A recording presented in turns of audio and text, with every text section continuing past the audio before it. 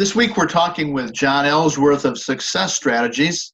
And John, you write about in your article this time, the title is Plugging the Leaks. What are you referring to with that title for your column? Well, thank you, Joel. Good morning to you. I think the factor that points to more than anything is understanding as a dairy producer your cost per hundredweight and the impact that variable can have upon your whole profit and loss situation. As you get into the article, you talk about, how do you get that cost per hundredweight? How do you get that P&L for your dairy operation? Does that mean you automatically work with an accountant every month, or how do you recommend somebody get started with that? Well, I think it's important to understand there's several ways you can get that. Ideally, and the banks, of course, as financiers of our businesses, like to see a CPA prepared statement. And my hat's off to them. I don't want to sound like I'm doing a commercial for them, but the accountants do a great job in that cost per hundredweight analysis. However, I think it's for any business, whether it's a dairy or any other business, a cost per unit, cost per hundredweight in the case of a dairy, is something that really anyone can calculate. I do it for my clients every month. And it's not something you want to do every day of the month. But at the end of each month, I think it's important to understand that that's a doable type of thing. If you know two things, you know your revenues and your costs in total for that month or year to date, if you will, and then how many hundredweights of milk you've made during that same given time period, and the dollar amount of revenue or expense divided by the number of hundredweights gives you that revenue or cost per hundredweight. And you can't make it any easier than that. And it's certainly something that a lot of people could frankly do themselves. Well, when you get the cost per hundredweight, then, and particularly if you see it running at or below your at or above your income per hundredweight, you talk about taking a look with your team at expense cuts. Give us an idea of what you and some of your clients have been able to do in that regard. That's an excellent question. I think, first of all, it's important that we compare our own performance on our particular dairy to industry averages. I think that's good. But I also want to point out that I think it's more important that we compete against ourselves. How are we doing this year versus 2018, 2017, 2016, and what are the trends? But to give you a few examples, I think labor efficiency is a big item, particularly as the minimum wage goes up. And I'm not saying you're paying your employees necessarily a minimum wage, you may be above that. But the point is, if the minimum wage goes up, those of us that are making $18 an hour then want to make $20. And so it's a relative thing. So labor efficiency and the cost per hundredweight there is crucial.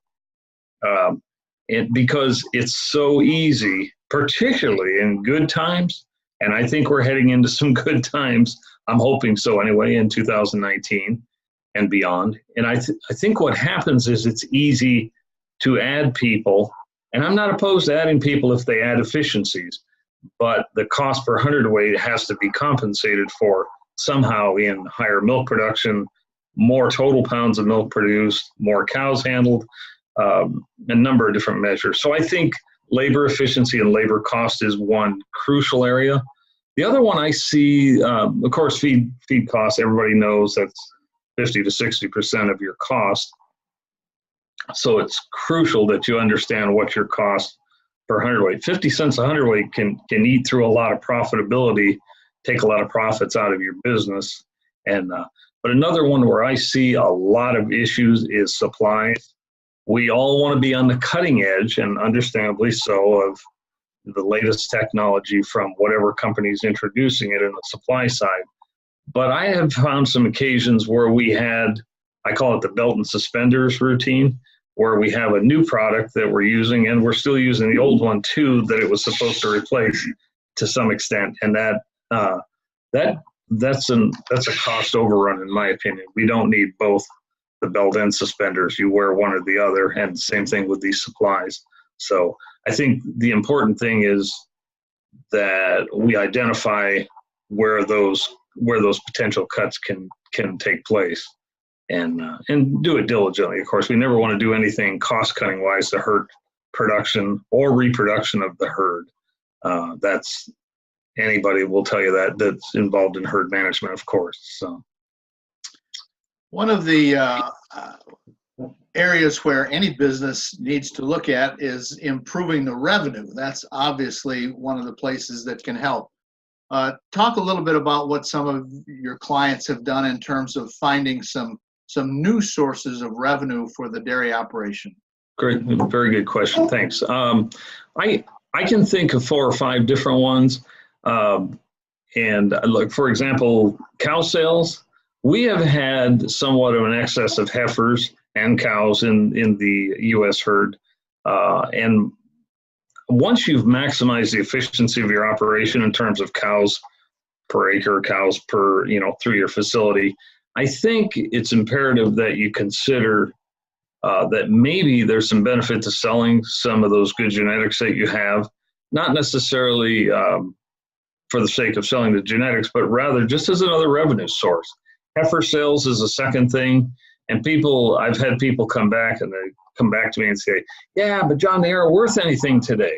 Well, number one, that's not totally true. They are worth something. And frankly, more recently, the trend has been upward, which is fabulous. So we're getting back to normalcy, if you will, on price per pound of heifers, things like that.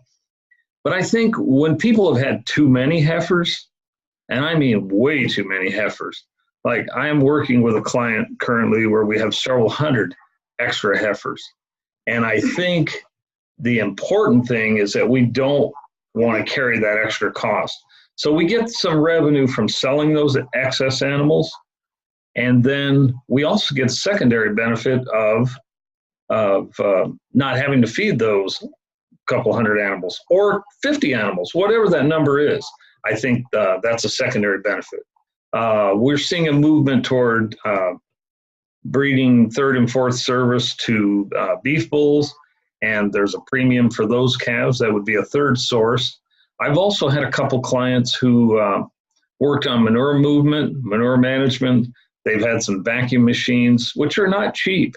But you know what? If I can use it on my operation and it has awesome benefits, and then I can offer that to you at your dairy at a reasonable cost, it saves you having to buy a similar machine. So that's one thing. And I've had people that have done some custom field work, corn and oats, corn and wheat, working the ground, not necessarily harvesting it. That's a real specialization and a very costly process in terms of equipment. But those are 5 examples that I've developed not with every client, but every client situation is slightly different. And so I think it's important that we have to take into consideration each of them separately, of course.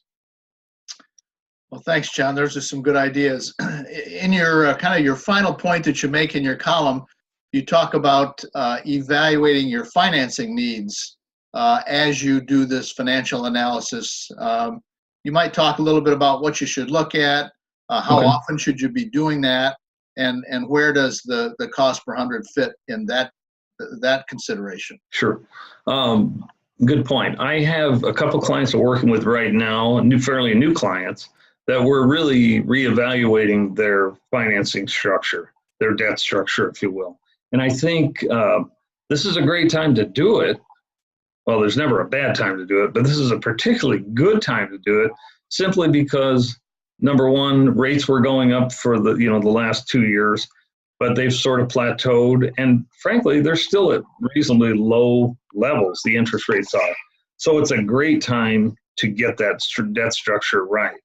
I like to maximize the amount of debt on the real estate because as our parents told us, you can always prepay the loan, but getting a long-term real estate loan set up in difficult dairy times is pretty challenging. So if we have the opportunity to do that, we maximize the loan to value on the real estate, say at 65%, and then we fill in our rest of our needs on the herd loan and feed line or equipment loans if necessary. And I think that's a good example of a positive reevaluation of debt structure. But along that same line, these clients that I'm looking at the debt restructure right now, new clients, I'm also looking at what kind of impact can we have on their operation, on their bottom line results, and can we expand, for example? And I'm not a big advocate of that. I think we've had too much milk, too many cows in the industry the last 4 or 5 years. But can we increase their efficiencies? Can we change something in the milk barn that we spend $200,000 on, but there's a big payback for it that would not only pay for anything, any costs associated with it, but maybe have an additional return on top of that. And then the big ultimate question is, can we cash flow these changes? Probably not if it's 200,000 or more, but can we cash flow these changes, or do we need long-term financing, which takes us kind of full circle back to the evaluation of the overall debt structure? That sounds good. Some good ideas here, John. We're talking today with John Ellsworth of Success Strategies. His column appears regularly in dairybusiness.com. And this is Joel Hastings for This Week in Dairy at dairybusiness.com.